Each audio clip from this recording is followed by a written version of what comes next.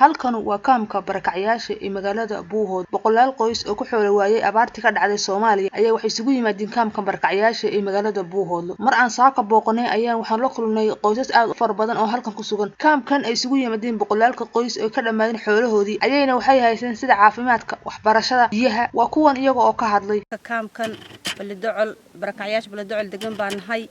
halka baan joognaa walaal milcida hariya biyo toona male waa meel habeenkiina maxay heetee baraf badan oo qabow badan oo aan guri la gal lahayn oo badan oo fiican maalinkiina qorrax aweeye walaale maxay heetee saan uu adii weydiisay warka walaal waa meel ceel ka dheer oo biyo ma lahan maxay heetee sida iskoolaadka oo kale musqula ma lahan maxay heetee bal biyaha noo kaydiya ma lahan waa meel iska milcaho walaale hadda maxay heetee wax waabaha cilada aan iska degno guryaha kiradoodii aan magaalada iska bixin karweynaa aan ku soo arurnay mooyaane waa meel aan duunyada nooga foofin walaale dukaamana aan ku haysano ilaahay dartii aan u degnayo dadweynaha maxay heetee islaamka ilaahay hay'adaha adduunka ee wax bixiya caalamka aan halka banaanka cilada u degnay weeye walaale maxay heetee baahidooda walaal waa fara badan lama soo koobi karo marka idinku waxay sheegtay halka aad degan tihiin halkada markaad aad ku soo guursataan waxaan nahay dadkii xooluhu ka dhamaadeen baadiyaha oo ka dhamaadeen baan nahay dabeedna halkan bay iska degnay marka halka degtiin waxa hay'adaha waxayna siiyay wax ma heshiin walaale waxa deer naf laho oo la sheego ma aanu arag oo hadda wali maxay wax noo dhibtay laakiin hay'ado oo badan oo socdaalkooda oo noo imaaday baa jira oo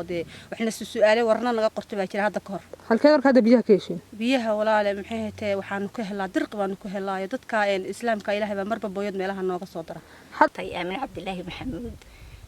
إن ويدن سلام يا هويو سلامك بعدي ماشي وحنا تشوفني إمك متدير والسند يدور بالوضع مركا وحنا وباهنا هي بيو يباد يسولي يبحن بعض كجلو يبحن روب كجلو منا ما هيسنو أنت بوباهنا هي مركا وحوي إن صدق دجنا لوسو جرسي بستياش يدي بقوليها نصارن بدنا وحوم إنه مسافة waliba wax waa malaa gaaraan baan u malaynaynaa wax wataro oo maalinkan maanta aan soo gaarayna wali ma hayno meelaha bacaha iyagaasaan iska ag joognaa maraan xaaba goonan iyo maraan bacaha iska hoos joognaa waan joognaa wax kasta oo dad hoo maqan ama shareed qoto meel boolantay waxaan doonaynaa waxaanu cunno iyo waxaanu dhisano iyo waxaanu biyo ku shubanno mid walba waa u baahanay baahi aad iyo aad u fara badan baa ka jirta waxa ka jirta hooylaan horta roobkan baan ku sii baqaynaa waxaan u baahanay si degdeg ah wax naloo soo gaarsiiyo walaalaha iyo maqan ku joogiyo kuwa maqanba in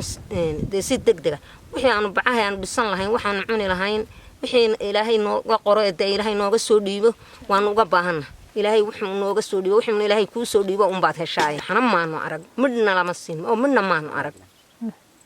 waxna soo gaaray haba yaraatay badnaatay ma jiraan alaa biyo baad dadka heli karana la soo gaarsiiyo yaan uga baahanaa waxaan dhisan lahayn roobka baan laynaya waxa laale waxaan cuni lahayn iyo waxaan xiran lahayn iyo waxaan dhisan lahayn inta bahna la soo gaarsiin iyo bacayaan waxaan biyo ku shuban lahayn kayd ka dhigan lahayn Najaa Maxamuud Salaad Nabad TV magaalada Buuhood